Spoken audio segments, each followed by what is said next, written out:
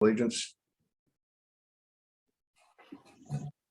I pledge allegiance to the flag of the United States of America and to the republic for which it stands, one nation, under God, indivisible, with liberty and justice for all.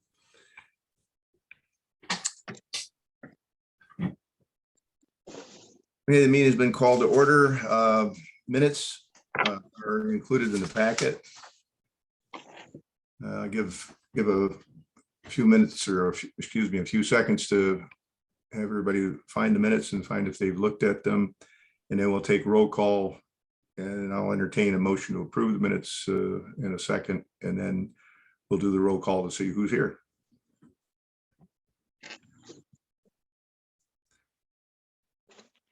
Do we have a motion to approve the minutes? So moved. Who was that? Nick Bellar. Thank you. Thank you, Nick. And a second?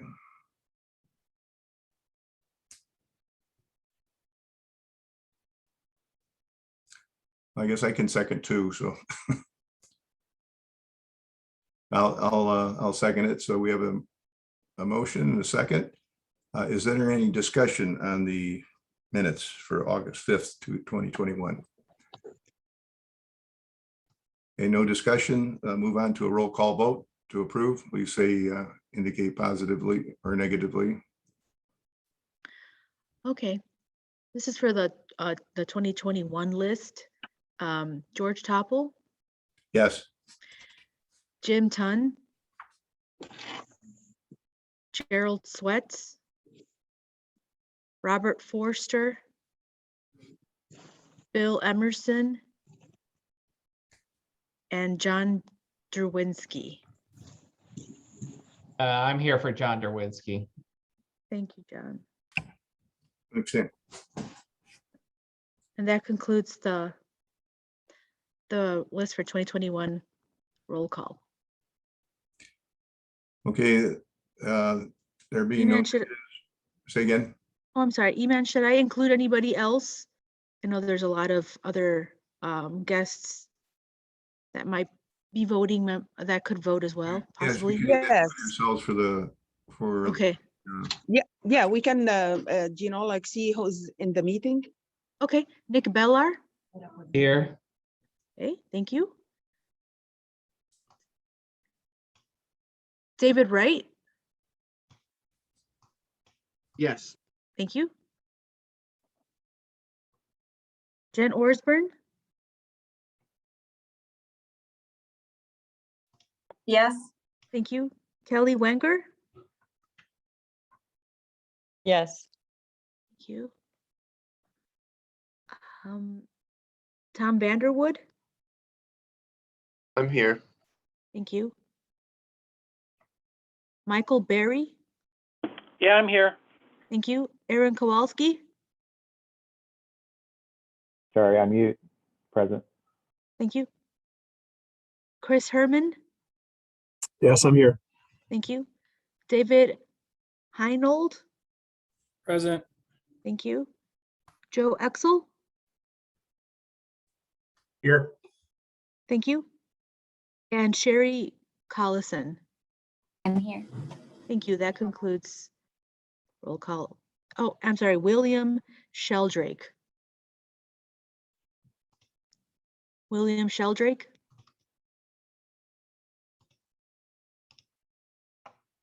And we also have a phone number with a 317 area code. Can you unmute yourself and let me know who you are?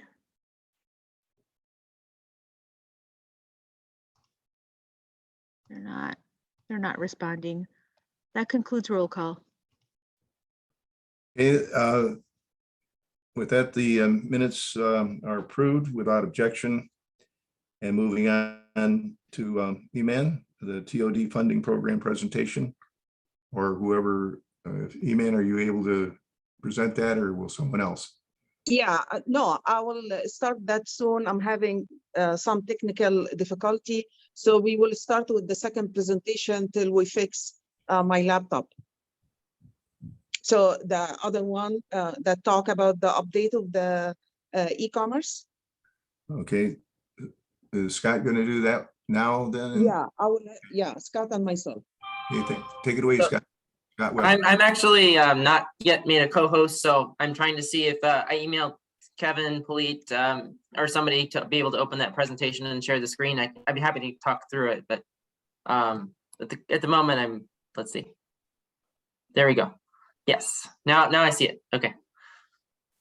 So I'm happy to start walking through the presentation. Eman, yeah, I'm happy to go ahead and proceed while you're working on getting your technical difficulties resolved. So e-commerce in Northwest Indiana, implementation and next steps. This presentation is going to be about kind of where we're at right now with the e-commerce in Northwest Indiana project as far as implementation is concerned.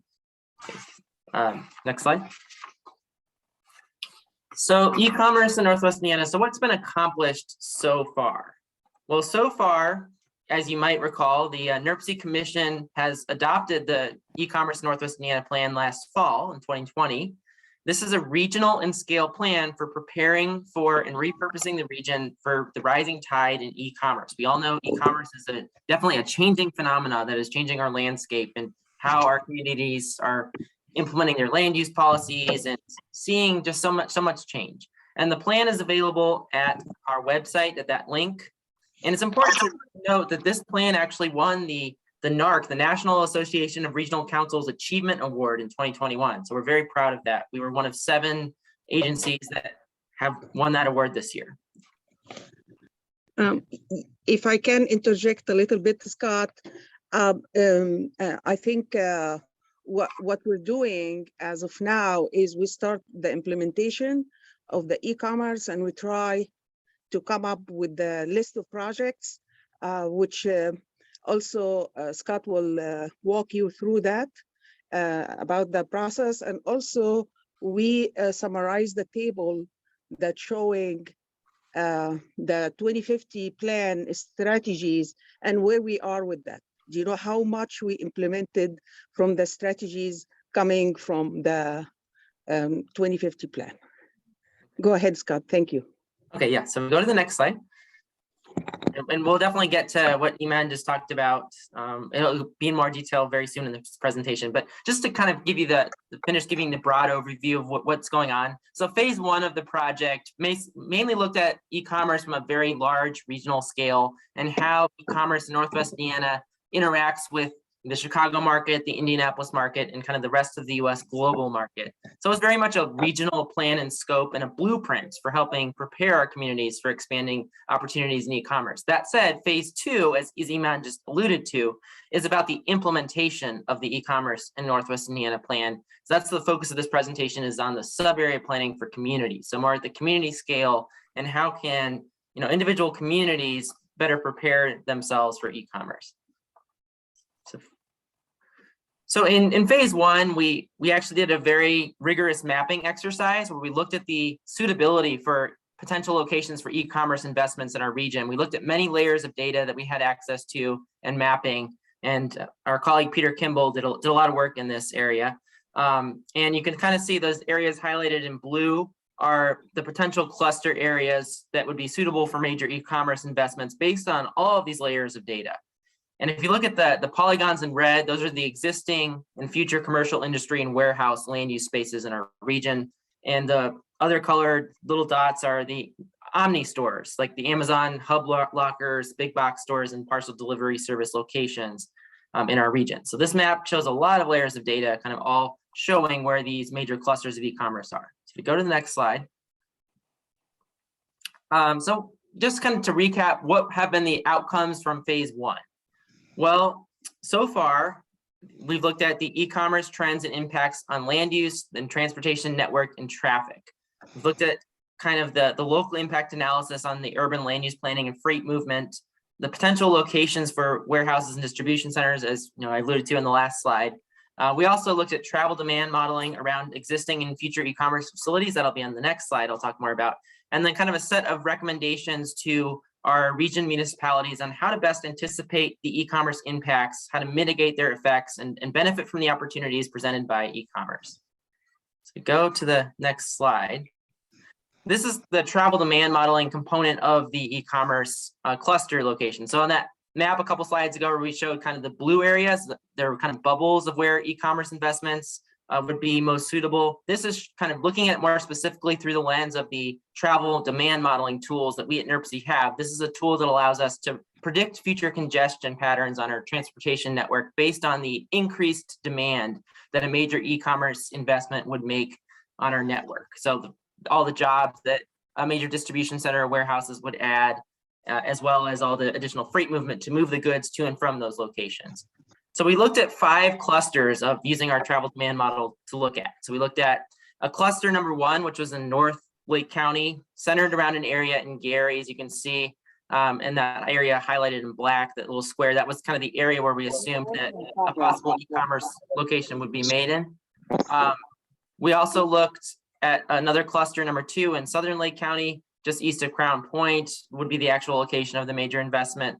Cluster number 3 would be in Northern Porter County near Burns Harbor area, where the actual investments would be centered. And then cluster number 4 in Central Porter County, right off the State Road 49, just east of Valparaiso, where another potential major e-commerce investment would be located. And finally, cluster number 5 in Northern LaPorte County, just off the US 421 exit off I-94, where a major investment in e-commerce would be centered. And we looked at how each of these clusters would perform in terms of potential future congestion impacts that would be caused by all the increased employment of a major distribution center potentially locating there, as well as all the goods and movements around that. And we found that based on just this very high level travel demand modeling, that the LaPorte County cluster number 5 actually performed best in being best able to absorb the future congestion impacts with the lowest increases in vehicle miles travel and vehicle hours travel.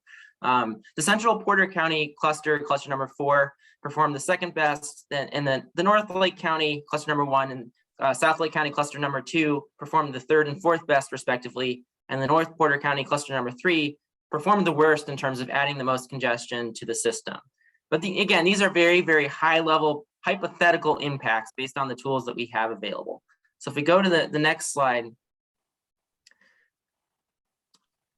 now kind of putting this into perspective, Eman, I don't know if you want to do more service to this slide.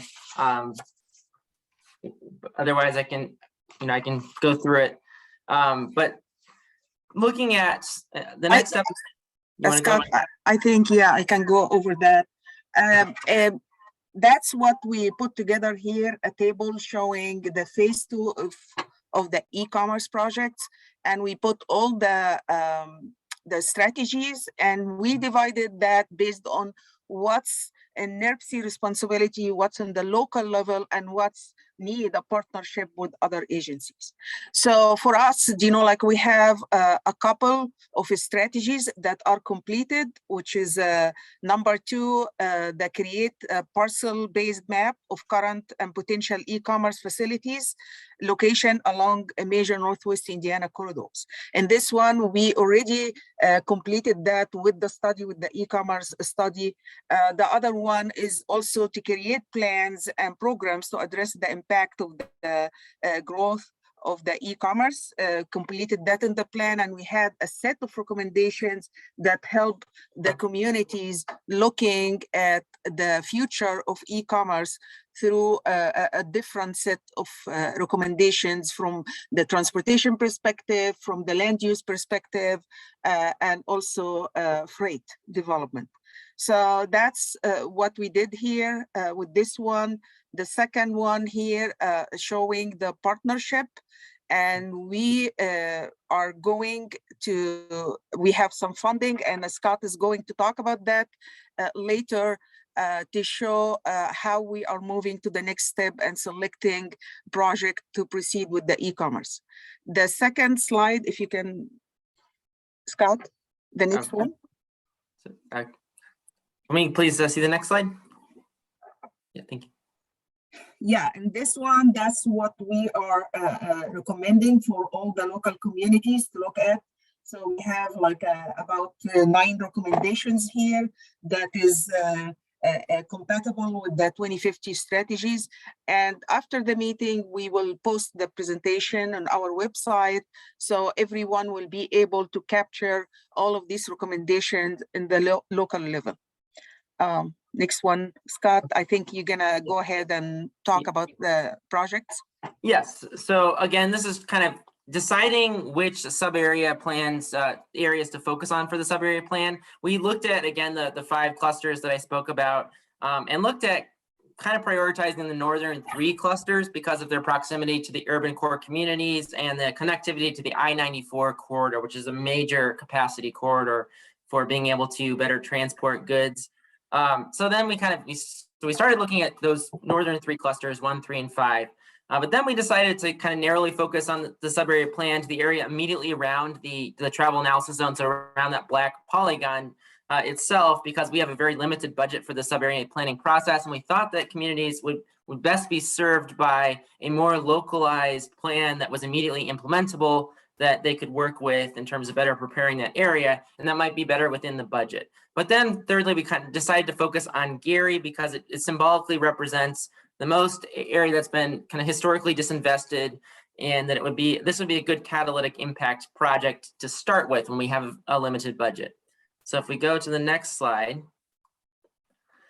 So we consulted the City of Gary's sub-area plan, or their 2019 comprehensive plan, for areas that were zoned or planned for light industrial, employment flex, and other areas suitable for e-commerce around that targeted zone in that black polygon area from our travel demand modeling exercise. But then when we met with the city's redevelopment director, the feedback was for us to focus on potentially other areas in the city where a sub-area plan for e-commerce could be more immediately implementable. So that black polygon area that we kind of focused on as part of our travel demand modeling exercise was mostly a very high level area identified because it had the best connectivity to the network, but was not necessarily in the area that would be most immediately implementable for the city to use in terms of where the site location would be best suitable for the land assembly that would be required to make that plan implementable in the first place.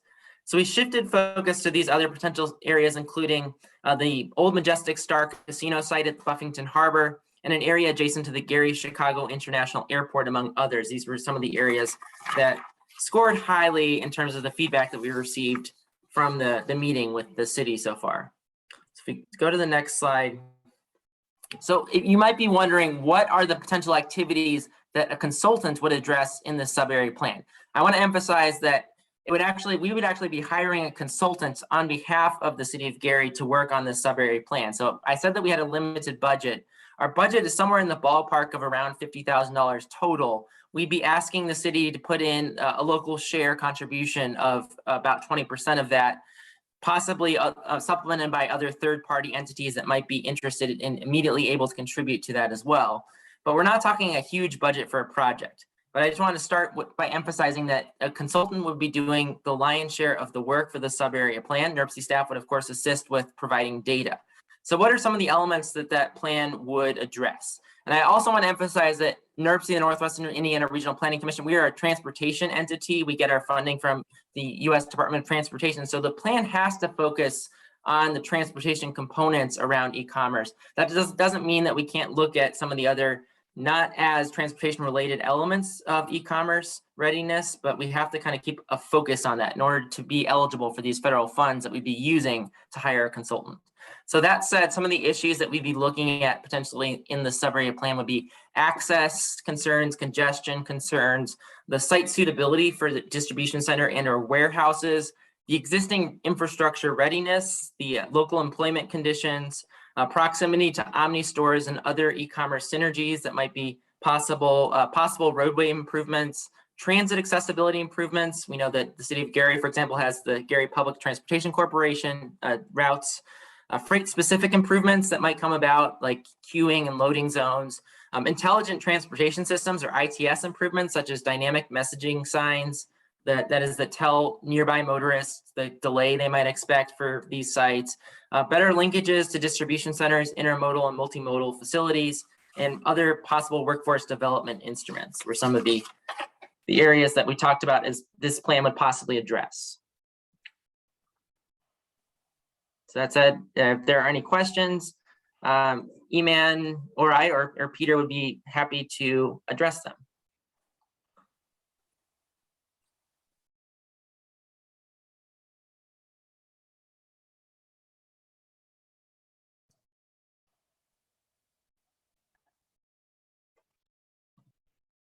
Okay. I think George is talking, but he's muted.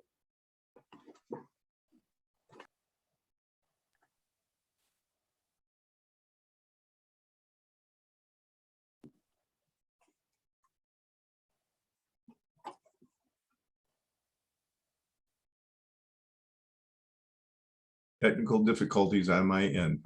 Apologize. One last time, is there anyone else that has any questions or comments? If not, Scott, do you have anything else in closing, or Eman? I have a quick question. This is Kelly Wenger. Hi, Kelly. Hi. So what was the biggest draw to selecting Gary? Was it public transit? Was it the state of the economy there, the available resources? We actually have like multiple locations, but as we contacted communities, we were also looking for local match.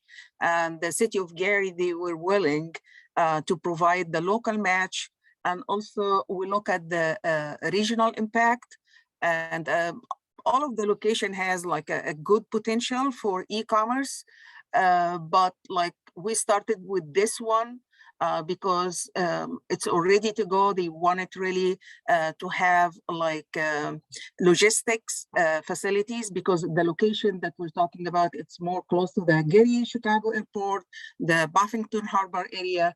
And I think this is like not I think myself, but that as we discussed internally, that this is like will be a good potential location to start an e-commerce project. But like all the projects are important, and whoever have a local match, we might find like a federal funding to start with other projects, but this is like a start. Scott, if you want to add anything, Peter.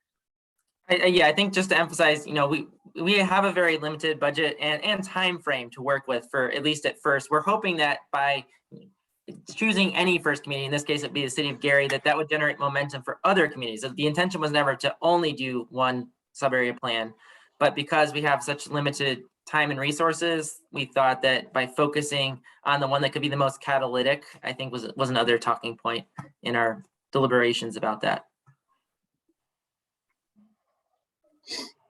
Great, thank you.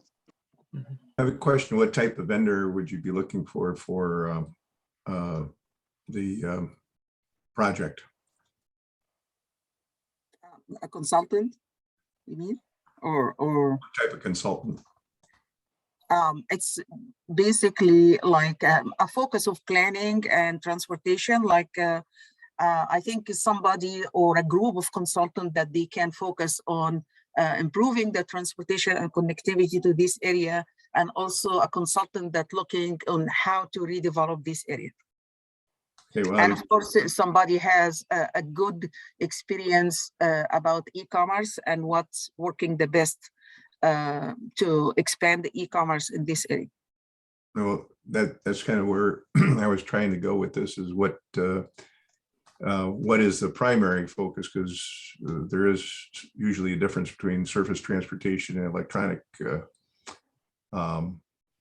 As far as the consulting goes, I imagine there's somebody that is already in this area, but just curious. Mm-hmm. We have somebody in mind? No, not yet. Okay, thank you. Mhm. Eman, are we?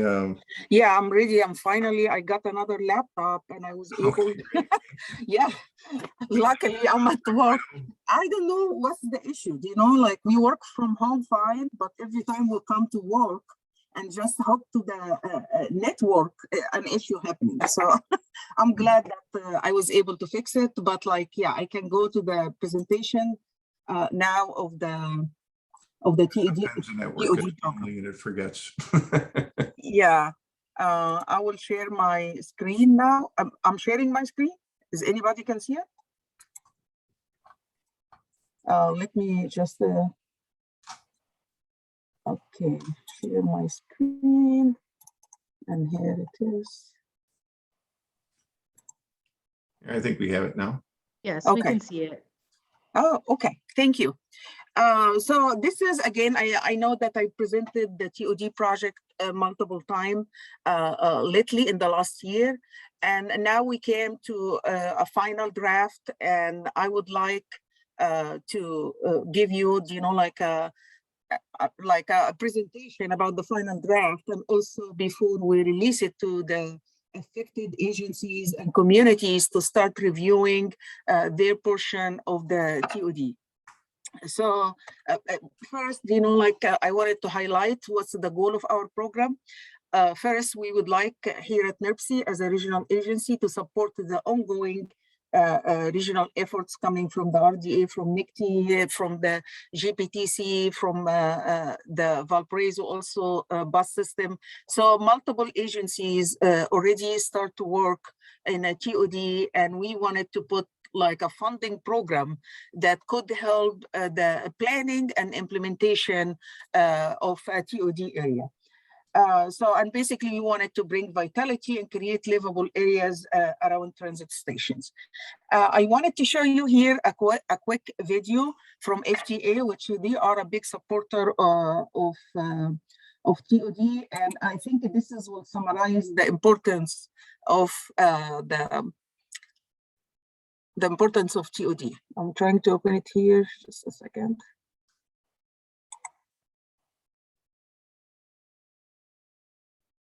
I think I have to share another screen.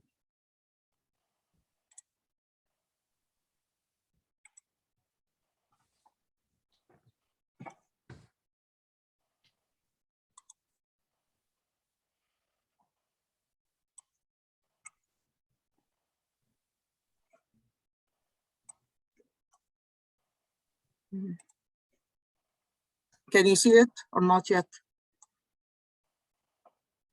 Hello?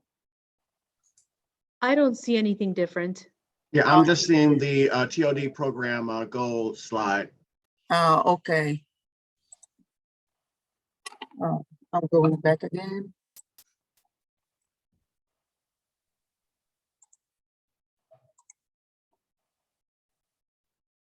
Can you see it now? No, not yet. Okay. Man, you might have to stop sharing and then start resharing. Yeah, I again. think I have to do that, yeah. Okay, let's open here again.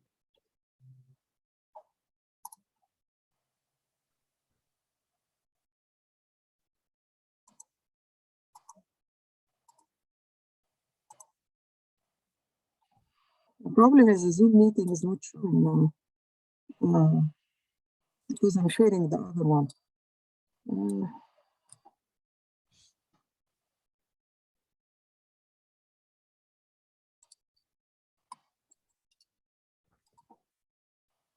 I need help here. How can I? It's not showing me how to exit. Yeah, I got it. Okay, stop sharing.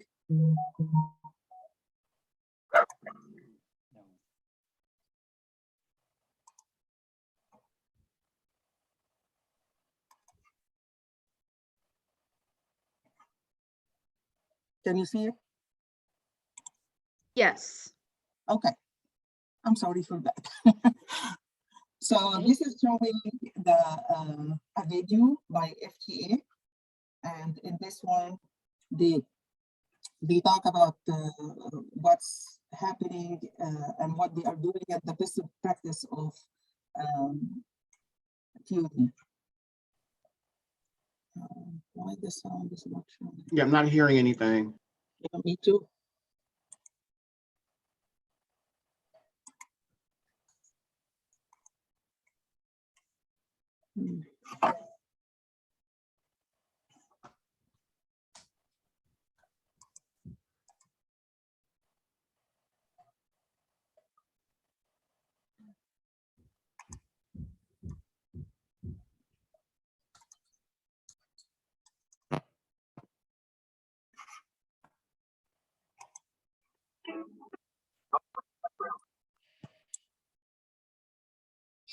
Can you hear now? Hello? No, I don't Not here. No. You don't hear? No. No sound.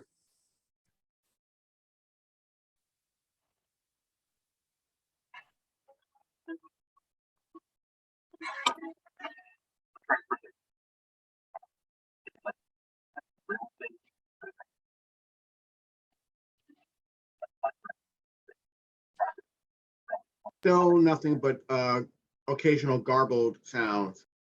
Yeah, same here. I can see the closed captioning. I can read it. If that helps anybody. Yeah, the closed captioning helps.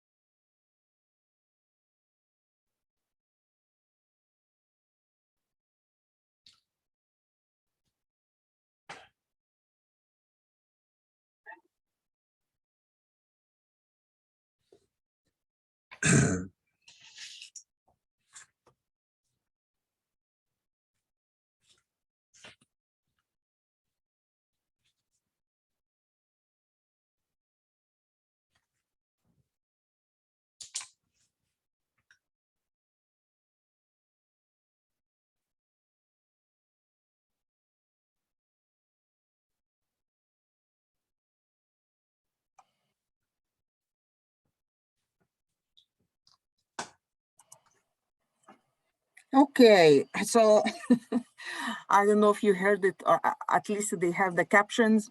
I wanted just to show you, like how FTA is supporting the TOD and what other communities did, and how is that like improve their economic development and increase also the property value by having a TOD.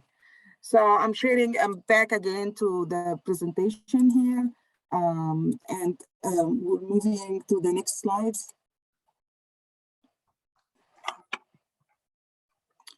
So as we started here, the process, we identified all the boundaries within a half a mile.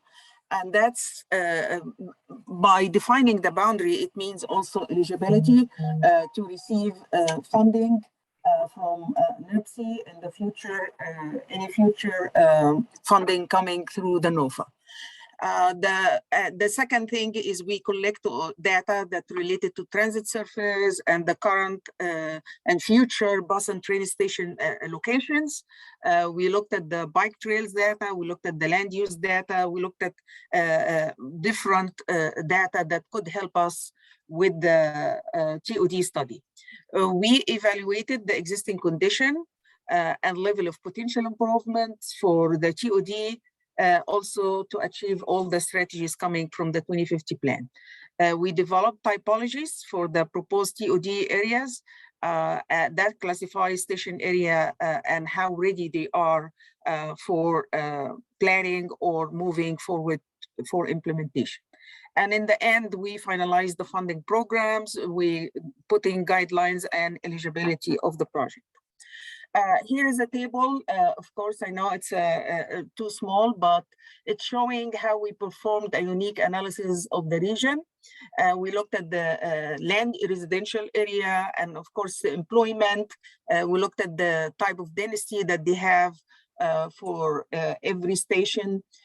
We looked at the walk and bike scores, even ridership number and the train and bus frequency. That helped us a lot on deciding even, you know, like which one could be a TOD 1 or 2 or 3. This is a map showing, especially we did that for the buses because we have so many bus stops within the region, but we looked at the high frequency and high priority area. So the blue one is showing that a high ridership and transit frequency per hour, or sometimes it's every 20 minutes. So in this one, so we selected 5 bus stations, one here in Valpo, and also we have the Gary metro area, of course, the train and also the bus stop, and then we have by Broadway and 11th Street, and then we have also ION and 35th Street stop, and we also have the Century Plaza in Mirrorville. So these are the stops that we selected as a first phase in the TOD, and we worked with the land use committee on that. Also, we worked with the GPTC and other agencies. The other one, the last one, is in East Chicago, downtown area, which it's served by the East Chicago bus service and also served by GPTC. So that's the last one that we selected. Here on the left, it's showing that for the train station, Hammond, Gary Metro, and East Chicago represent 73% of the total ridership on the South Shore line in Northwest Indiana, which is almost 3/4 of the ridership coming from Lake County and the 3 older communities. Also, they have they also represent the highest train frequency of 36 trains per day, the 3 of them. So that's really significant number to really start thinking about having a TOD and develop these areas in a way that like increase ridership and also move people to this area. The tables here showing all the analysis that we did, showing the housing units per acre, for example. And we have like the downtown East Chicago, they have a very high density, which is, just a second, let me pull this on the side here. And that's showing that they have almost 37 people per acre. The other area here also, we come to the Gary Metro Center, they have 26 people per acre. And then the third one comes at Broadway and Gary and 11th Street. When we look at the people per acre, here also again, we have East Chicago, they have almost 50 people per acre, very high density. And the second one, it come Hammond Gateway area, they have almost 20 people per acre, and then 11th Street, that's Michigan City. When we look at employment and housing balance, it's showing right away, you know, like the top here, showing the Gary Metro Center has a very high employment, but they don't have enough residential to balance the employment here with the housing. The other one, which is very high here, we have downtown East Chicago, very high density of population and housing, but the employment is not enough in this area. When we come to the Broadway and Century Plaza in Maryville, very high employment, but also there is almost limited residential within this area. And this is like a high area for employment, and we should have like a more residential going in this area. So this, again, this is also the charts here showing all the communities. This is the train station area, stations, and here is the bus area. And you can tell right away, you know, like some, they have some good balance between the blue and green, which employment and residential, and some is limited. Like when you look at the South Hammond as urban core communities, so they have like a more residential here than employment. So it means the focus should be also on employment to get like more activities happening within a train station. We have in the bus area, as I mentioned here, Maryville, showing all the green, the employment, and then residential is very limited. The other area also is Gary ION. This is very interesting because this is the ION area has a significant residential within area, and the students and the employment basically is the ION, you know, staff that working there, but they don't have enough other services or land use supporting this residential area. So that's like a quick overview, but like when we go community by community, we explain that in more details. The walk score here and the bike score, showing also that Michigan City, 11th Street, they have very high walk score. And that's because they have a good number of amenities around the area that make people walking in this area. The second one here, come at Monster and Ridge Road. They have a good number of activities and services and fast food restaurant along Ridge Road. And that's what make it a higher score in walking. And then the downtown East Chicago, of course, they have more significant activities to make the score that high. The lowest here, when it comes to Doom Park, which there is nothing almost there. So for people, that's why the walk score is 1. And the second one is the Portage Ogden Dunes. Bike score is still also high in Monster Ridge. And then comes the second here, downtown East Chicago, and also coming around Broadway and 35th ION. We have also the Michigan City, a significant number, as well as Hammond-Didway. The population top down here, we have the highest, as I mentioned, East Chicago, and then going all the way down, Beverly Shores is the lowest population in this area. Here we talk about the TOD typology and how that help us with the TOD program investment to decide on the type of improvements or planning or implementation for each area. So we have like a 4 major area. We looked at the land use, we look at the network connectivity, bike pedestrian accessibility, and public area. And we did that for every community. In land use, we looked at the density, intensity, building heights, mix of uses, and setback. Network connectivity, you look at the major roads in the area and how is the transit connectivity. Also, it's very important, you know, like how is that connected to the rest of the area, trails and railroads. Bike and pedestrian, we look at the street grid. So we offer like a street grid map showing the connectivity and how short or large is the block size. We looked at sidewalks, ADA, walk and bike scores. Public area is very important for TOD area. And that's why, you know, we wanted a good mix between residential employment and parks and open space. The type of streetscape and the parking available within the area. Based on that, we had like the TOD classifications, and in every station classification will serve various buildings of various density. And look at the first one here, the TOD, we're showing here urban core downtown area, and that's this one showing how dense is block size, how is it's very well connected, versus TOD2, it still have a connection, but like we see like a large block size here is not as confirmed as a downtown area. And then when we come to the commuter community, and that's an example of Dune Park or Portage Ogden Dunes or Beverly Shores. They have some limitation because of the environmental limitation and also the national lecture. So in TOD1, we have the Hammond Gateway, Gary Metro, and Michigan City 11th Street.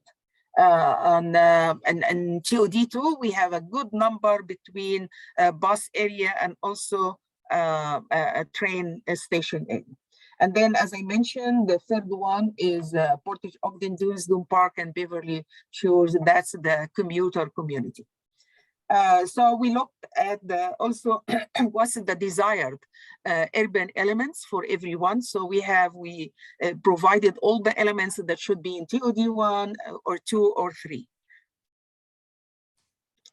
Here's an example showing what we did in the report. So first we put the TOD1, for example, urban core or downtown.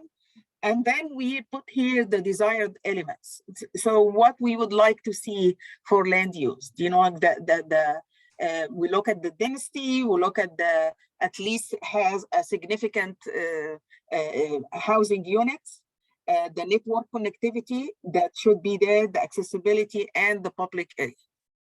I think there is an error here. This should be for TOD2. Because this one from 15 to 25 units per acre, I think I have to fix that in the presentation. And that's here, for example. So we talked about land use, describe what's the existing condition here. And also we look at the network connectivity and showing here also the relationship between employment and residential. And in the next page, we continue to describe that.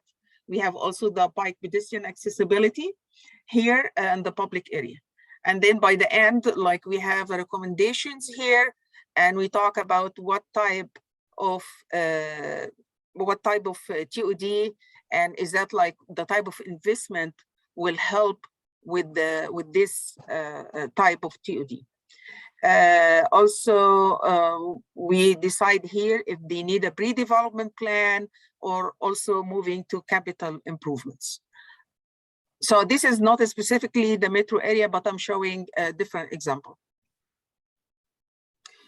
And then moving to the TOD funding program, all the eligible projects, project requesting TOD funding, they should be within the TOD eligible area. Eligible areas are the identified TOD area, which include, of course, the area. It has all the partial of TDD that defined by the RDA, and also the RDA and NICTI now is working in a TOD study. Once we get the boundary from the TOD studies that is ongoing now or just kicked off, we will be incorporated in our program as a boundary. And if it's different than our boundary, we will also try to capture as much as we can. But the difference between the TOD and TDD, the TDD in some area, I see it's limited to a corridor, or it's more linear to a commercial corridor. But in our program, we would like to improve the connection between the residential area and the station. So that's why we will give like more opportunity for the community to capture other funding to have like improvements within the station area. So the identified TOD bus area within half a mile, including all the parcels within a block that intersect with the half-a-mile boundary. So are not going exactly as a circle. If the circle touches, any other parcels, all of these parcels will be included within the eligibility of the area. So every TOD area has recommendations on the type of funding that applicant should apply for, as I mentioned in every description with the community. The type, TOD investment types here. So we have the first one is progressing, as means progressing that we are almost ready to go ahead with the implementation and our pre-development plan. And that's usually represent a successful prototype land use within the region. And also they start to look at low-income housing development within this area, but that will be a recommendation. So the type of investment is appropriate for this TOD progressing, support affordable housing project within TOD, and also focusing on improving amenities and urban street living infrastructure. So that means, like, for example, some communities, they are ready to go. They have enough density, they have enough amenities around the station, but it's a matter of focusing more on affordable housing and also improve pedestrian connectivity, bike trails, cross marks, all of the safety concern that will improve the TOD area. The next one here is TOD emergent, and I'm showing here an example of the plan for downtown Hammond. And that's talking about, like, these communities already have plans, they already in a good phase, but maybe they have the basics of a TOD, but maybe they are not achieving the current density or buildings, or mixed use buildings, or whatever, like for the TOD. So in this type of TOD emergent, we look at investment to enhance the local market strength, to increase activity levels using density, create also an urban living character with better connectivity for all modes of transportation, like biking, walking, and also bus services to the train station. The last one here in the type of investment is TOD restricted. And this is basically for all the area that have a quality transit. They have a good ridership services. They have a connection to Chicago, for example, but they are lacking the urban character. And they are really limited and restricted to support the TOD elements. So they usually low unemployment, low population density, and they are more car oriented. And in this one, we are, because, for example, the National Lakeshore, the Dune Park, and Ogden Dunes, Portage, maybe Portage has like more opportunities to have like a more residential south of 12. And they also have the Ogden Dunes itself, which is a significant residential area. So they have more opportunity than the other two that are classified as a commuter TOD. So the plan that will be ideal for that is to improve accessibility to the station, and also maybe bus services and biking trails, and if people resident area can walk to the station. So they don't have much room to have the mixed use or the urban character for the TOD. So in the funding grants here, we look at the type of planning, and that will be available. All the train stations now are covered by the RDA and NICTI for the TOD study that it's ongoing now. So when we offer planning grants here, it's basically for around the bus stations if they need a plan, or everyone also can access the implementation funds. And that's usually a pre-development plan, or maybe an infrastructure improvements right away. So the eligibility here will be a multimodal connectivity and accessibility projects, renewable energy system, site preparation, transit station building, transit amenities, transit shelters. Also look at street lighting, signage, public pedestrian features, sidewalk, bike lanes, bike racks, crosswalk. We look at the also can funded also public use parking structure and also or parking garage that is in public-private partnership. And we can also have eligible for extension or modification, relocation of local public sewer and water lines. So that was pulled from the FTA eligibility funding, which since we're using federal money, we have to see exactly what could be eligible for future funding. So that's very much what I have for the presentation, and I welcome to answer any questions.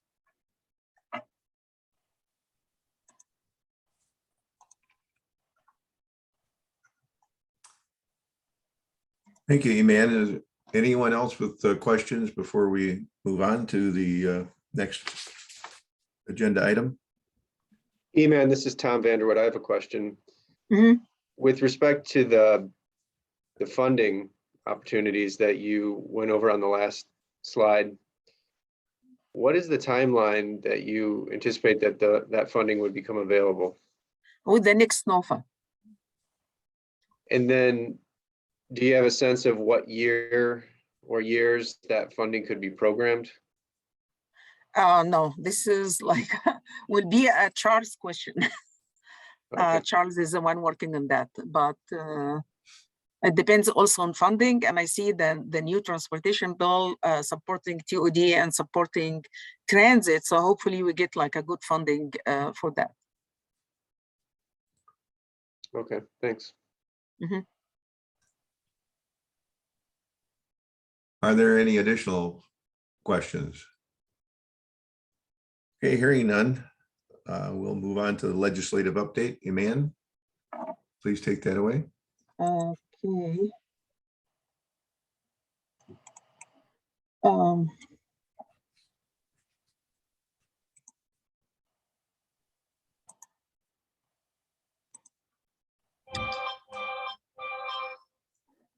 So usually we're doing like an legislative update from time to time. And if I see something that could be related to the land use committee, I'll just try to pull that. These three bills already in effective starting July 1st of 21. And the first one here, they talk House Bill 1243. And in this one, they talk about lane eliminations or reduction and road funding that provide a county or a city town either to eliminate or reduce the width of a lane of road or street that will have a percentage of the money distributed from the local road and street account reduced for the following year. So they approved this one, and I think that's like more helpful for the local governments. Excuse me. Will be all listed in the website. So if you need to read more in details, I don't want to take much time on that since this is not maybe not new for you. The second one is the House Bill 1292. And that's basically talking about the wildlife corridors, establish the wildlife corridor action plan for the purpose of establishing, maintaining, improving, and protecting wildlife corridors and preserve the habitat connectivity. That promote more species diversity, lowers the risk of extinction, and promote opportunities for outdoor recreation. And I think this is like a very good bill to do that. The third one here is House Bill 1385, and this is more on the electric vehicle infrastructures pilot programs. They authorize an electric utility defined for purposes of these provisions as a public utility that is subject to the jurisdiction of the Utility Regulatory Commission to request approval from the this commission to implement a pilot program to do any of the following: install, own, or operate charging infrastructure and make ready infrastructure for electric vehicles. Provide incentives or rebate. And also they talk about assurance of cost recovery for pilot program. I don't want to also go and read all of that. It will be available online, but this is, I thought this is like more related to the work we're doing here at the Land Use Committee. So if anybody interested in that. Iman, this Yeah. is David Wright. My understanding was 1243 never came out of committee. That's the Ellington bill on the land elimination. Yes, I just checked on that, and they said it was effective July 1st of 2021. Okay, all right, yeah, because I thought that didn't even make it out of committee. All right, thank you. Yeah. Hey, any other questions? Thank you, Amin. Last chance for questions before we move on to the community updates. I guess I could start off with community updates from Union Township. I've asked it specifically to the goals that we consider the Salt Creek Initiative in order to form a group to study the feasibility of expanding Salt Creek as a potentially navigable waterway and recreation opportunities. And then the other goal that I had requested is to help Union Township in Porter County find the means to prepare a comprehensive plan that could include the potential to incorporate as a new municipality. That's basically what I have requested. And I've discussed it with a number of people, including Executive Director Ty Warner. That's all I have for Union Township and Porter County. Anyone else have anything for community updates?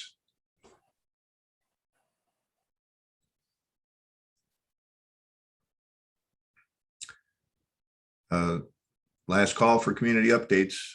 Hearing none, I'll entertain a motion to adjourn. So moved.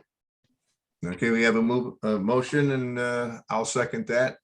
Thank you all for attending, and have a great weekend. And the next meeting is scheduled for Thursday, February 3rd, 2022 at 10 a.m. And I have a feeling we may be able to meet in person. We I wish. don't know that for a fact. One more thing, I think I forgot to mention that is after the meeting right away, I will share the TOD report with the communities, the planners of the communities to review the portion. You're welcome to review the whole report, but I would like you to review the description that we have for every TOD stations and provide feedback to me, like maybe within the next 2 weeks. I appreciate that. Okay, thank you, man. That the video will be available so we can hear it. Yeah, I will post the presentation on the website. Okay, thank you very And much. I can send it also to through email. I will send the link. Okay, thank you so much, man. Okay, you're welcome. Thank you all for attending, and with that, the meeting is adjourned. Have a great one. Thank you. You too.